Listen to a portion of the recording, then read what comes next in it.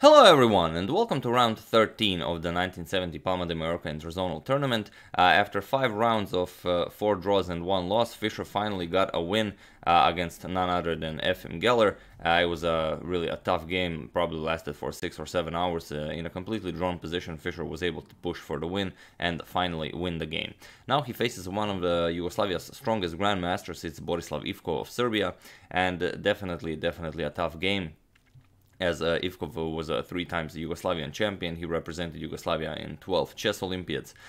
He qualified for the interzonal tournaments 5 times, and he participated in the 1965 candidates tournament. So definitely a strong player. And for those of you who are interested in some trivia on the side, Borislav Ivkov is actually the first ever World Junior Chess Champion. In 1951, there was a World Junior Chess Championship organized in Birmingham, and Borislav Ivkov won that event. So he is the first ever World Junior Chess Champion. So, and for those of you who are interested in some extra trivia on the side, the only player ever to win the World Junior Chess Championship twice, junior means under 20 years old, is actually Shahryar Mamedyarov.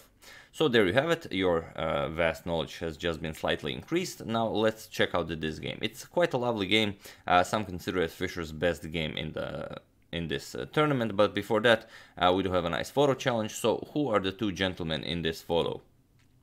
So there you have it. Best of luck to everyone. Now let's check out the game. It's pretty much a theoretical line till some 10th move, so let's just check it out. E4, E5, we have knight to F3, sorry about that. Knight to C6 and bishop to B5, the Ruy Lopez.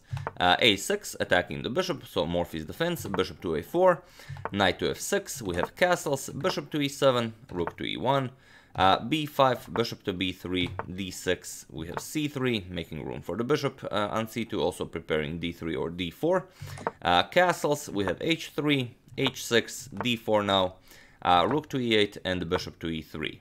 And here we have a bishop to F8, a standard idea. Knight captures on E4, of course, isn't possible. It's not that Fischer blundered a pawn here. Not because of bishop captures on H6, but rather because of bishop to D5. Black simply loses a piece here. So after bishop to E3, we have bishop to F8, and now knight B to D2. And here bishop to B7 is played, simply developing, and queen to B1 by Bobby. You have to find some sort of a plan here. For example, if you simply capture in the center of the board, that's relieving the tension. That will only favor black. After knight captures, D captures. Now black has 2 very nice bishops, and the queen is free to enter the game. The rooks are able to connect. This would only favor black. It would be the same if instead of bishop to b7, Ivkov here captured in the center. And after c captures, you can see that the white promoted his c pawn into a d pawn. Black lost the central pawn, so only improved the white's central structure. So usually if you don't know why you're capturing, there's the old saying to... what's the saying? To take is a mistake. So if you don't have like a plan or anything why you're capturing a piece or a pawn, generally do not do it. So bishop to b7, queen to b1 by Fischer, and now queen to b8. We have a3, knight to d8 now, remaneuvering the knight over to e6, bishop to c2, and now comes c6. We have b4 now, queen to c7, and now bishop to d3. Little by little, Fischer is improving the position of his pieces, and so does Ivkov. We have knight to e6, queen to c2, preparing to push the pawn to a4, rook a to c8, and now comes a4. We have knight to d7, queen to b3, and now comes knight to f4. And here you can simply play bishop to f1 or bishop captures to bishop captures on f4. It's pretty much the same. I don't think any move is better than the other, but if you want to give up the bishop pair immediately, you can simply capture. If you want to preserve everything on the board, bishop to f1 would probably be better. Fischer captures it immediately. He doesn't think much of the bishop pair here, but as you all know, the light square bishop is Bobby's favorite piece. E captures on f4, and now c4 by Fischer. B captures on c4, bishop captures on c4, and d5 now. Fischer plays bishop to d3, and now comes rook back to b8. Here you can see that Ivkov has a nice pawn on a6 and on c6, and Fischer is not able to push b5 here. So now b5 is Fischer's backwards pawn, and Ivkov will try to create some sort of an attack against it via rook to b8, queen to b6, and the bishop is already attacking it from f8. But similarly, Fischer has a nice b4 pawn, d4 pawn, which makes Ivkov's c6 pawn a backwards pawn, and Fischer will try to make this pawn a target. Again, you don't want to capture in the center. This would only improve the position of white's pieces. Knight c5 is coming, so no point in doing that. Rook to b8, and now comes queen to c3, getting the queen out of the pin. We have queen to b6, now preparing to move the light square bishop and create a triple attack against the b4 pawn. Now comes rook e to b1, simply defending the pawn. Bishop to a8, and now, as you can see, the bishop, the queen, and the rook are attacking the b4 pawn.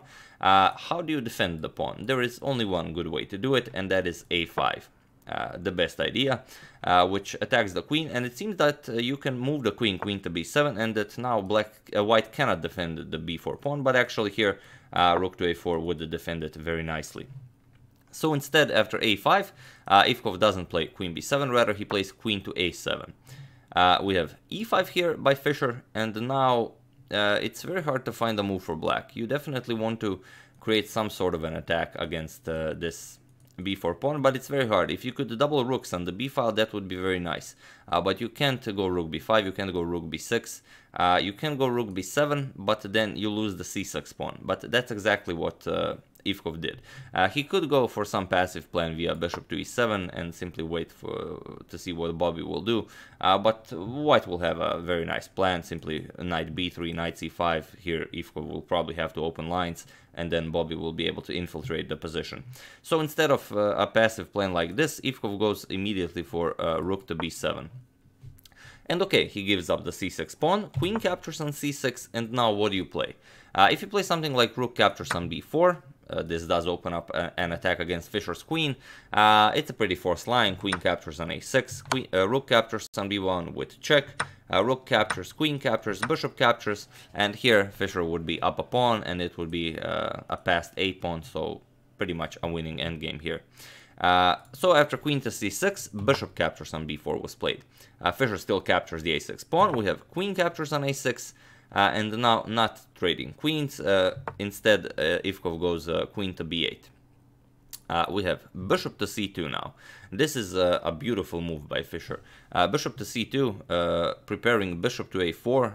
It would create a very powerful pin here, but also making room for the queen on d3. After the queen comes to d3, both queen and bishop will be eyeing the h7 square. We have rook to e6, getting out of the pin, also attacking the queen. Queen to d3 now, threatening queen to h7, and now knight to f8, guarding the h7 square. And here Fischer yet again goes for the strongest move recommended by the engine, queen to f5. Simply improving the position of the queen and also attacking the pawn on f4. It's pretty much impossible to defend the f4 pawn, so we have rook to a6. Ivkov goes for the a5 pawn. Knight to b3. First Fischer defends it. There's always time to grab the f4 pawn. g6, and now comes queen captures on f4. And the bishop to c3, attacking Fischer's rook on a1. And here, once again, Fischer goes for the absolute strongest move, and he calculates precisely knight to c5. So what do you do here? You can capture the rook on a1, you can capture the rook on b1, you can capture the rook on b1, and then do something. There's really a lot of ideas here. For example, if you capture on a1, then you get rook captures on a1. This is the idea, not capturing. You can capture on b7 with the knight, but better is rook captures on a1. And now after black tries knight e6, the idea is your queen is under attack and you want to force white to capture the knight here. But simply knight captures on a6. After knight captures on f4, you capture black's queen. And after rook captures here, you can see that white is again up a pawn. It's a passed a pawn, and it's easily winning endgame. So after knight to c5, rook captures on a5. Ivkov grabs the passed pawn. We have knight captures on b7, and now rook captures on a1. Rook captures on a1, and now while you can capture the knight immediately via a queen captures on b7, then you'd get rook b1 attacking the queen. After queen moves, queen captures on h6, again creating a winning position for white. So instead, Ivkov tries first knight to e6, kind of activating the pieces. First, Fischer can capture on h6, rather he plays queen to f6. We have bishop captures on a1, and now comes knight to d6. This was Fischer's idea. He calculated everything precisely, and now you have to see the beauty of this position. Ivkov has a very nice knight on e6, but this knight is doing very little to actually protect the black king. Fischer is threatening to capture on f7 with check. So how do you defend this? It doesn't matter. Queen to c7 or queen to f8, both will defend the pawn, but not very effectively. Queen to c7 was played in the game by Ivkov, and now you can see Ivkov still has a bishop pair, but look at this bishop pair. This bishop pair is attacking its own pawn on d5. This bishop pair is stuck attacking the d4 pawn, but there's nothing it can really do about it. So it's not the greatest pair, bishop pair in chess history. It's not the worst. The worst is still, I think, Kasparov versus Ivanchuk in Linares, but not the greatest, definitely. So here queen to c7 was played, the f7 pawn is now defended. So I want you to pause the video here and try to find the winning move for white here. It's a very nice idea. I'm sure you will see it very quickly. So I will give it a couple of seconds for you to decide if you want to do it. For those of you who were able to do it, congratulations, you have just found the strongest move recommended by the engine. And for those of you who just want to enjoy the show, bishop captures on g6 was played by Fischer. You can also prepare with knight to h4, doesn't really change anything, you will still win the game, but there's no reason to do it. The bishop captures on g6. And now, of course, if f captures, then queen captures on e6 with check, king moves, queen captures here. And now, to defend knight to f7, this will win black's queen. You have to play queen g7, and now knight to f7 check, king moves, you can capture on h6, king moves, and now you can do anything. You can play queen e6, queen d6 check, and you can pretty much even exchange queens, as now you're up 4 pawns and easily winning endgame. So after bishop captures on g6, Ivkov did not capture, rather he played queen to c1 check. The idea is now that after king h2, Ivkov can exchange queens via queen to f4 check, captures, and now, okay, you can capture here, and after king f8, push e6, white would still be winning here, but he would still have to work for it. So instead, after this queen to c1 check, Fischer did not play king to h2, rather he played the absolute best move, knight to e1. A beautiful move with knight back, a very nice knight sacrifice, and there is nothing to do here anymore.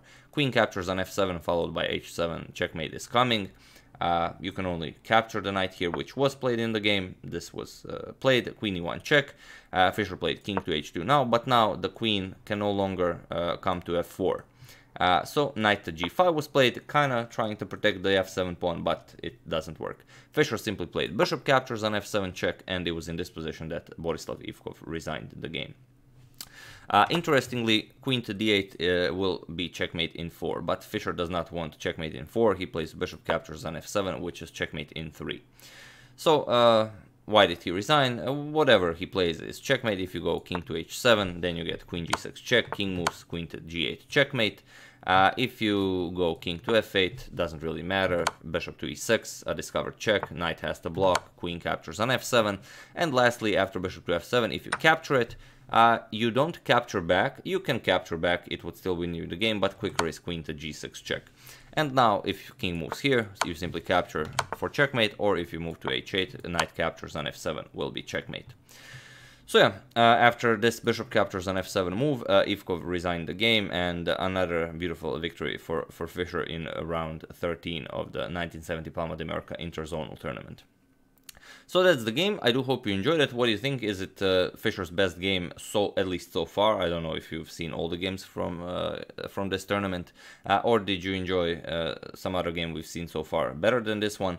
Once again, I do hope you enjoyed it. I do hope you're enjoying the Bobby Fischer series so far. As usual, you can check 2 of my previous videos here. Thank you all for watching, and I will see you soon, probably with another game from the Bobby Fischer series, but also we are continuing the Bill Chess Festival. Thank you all, and I'll see you soon.